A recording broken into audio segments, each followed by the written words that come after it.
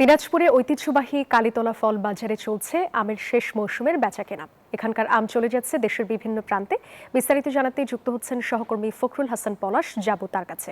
পলাশ, বাজারে এখন কি কি জাতের আম পাওয়া যাচ্ছে, দাম কেমন দেখছেন জানাবেন। আপনাকে একটু জানিয়ে রাখি যে দিনাজপুরের ঐতিহ্যবাহী কালীতলা ফল যে বাজার, সেই বাজারে কিন্তু আমি এই মুহূর্তে রয়েছি এবং আপনি জানেন যে এখানে কিন্তু দেশের সবচেয়ে বড় যে লিচুর বাজার সেটি কিন্তু আসলে এখানে বসে এবং তারপরে পরে কিন্তু আমের যে মৌসুম সেটি কিন্তু আসলে শুরু হয়ে যায়। বিশেষ করে আমরা এই মুহূর্তে যদি আপনাকে একটু বলি যে কাটিমন এবং বাড়িফোর পাশাপাশি রয়েছে সবচেয়ে সবচেয়ে শেষে যেই আমটি আসে সেটি হচ্ছে আরশিনি আম এবং গৌরমতি আম এবং পাশাপাশি কিন্তু আমরা দেখেছি যে স্থানীয় যে জাতটি সবচেয়ে বিখ্যাত সেটি হচ্ছে আমরুপালি, সেটি কিন্তু আসলে এখানে কিন্তু পাওয়া যাচ্ছে। এখন একেবারেই শেষ মুহূর্ত এবং মৌসুমও শেষ হয়ে যাচ্ছে প্রায়।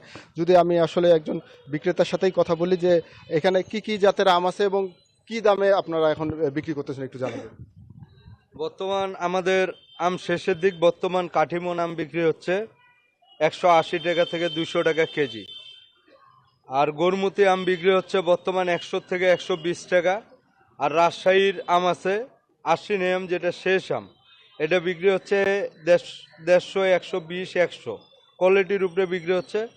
আশা রাখা যায় যে আর কাস্টমার কম আছে। যেমন বাইরে আগে আম যাইতো, প্রতিদিন দেখা যাচ্ছে 30 মন 40 মন আম বেচতাম, এখন দেখা যাচ্ছে যে 5 মন আম বেচতে কষ্টকর হয়ে যায়। ধন্যবাদ আপনাকে। আসলে শুনছিলেন যে আগে যে আমের ক্রেতা ছিল সেটি কিন্তু অনেকটাই কমে গেছে এবং এখান থেকে কিন্তু দেশের বিভিন্ন জায়গায় কিন্তু আম সরবরাহ হয়ে থাকে।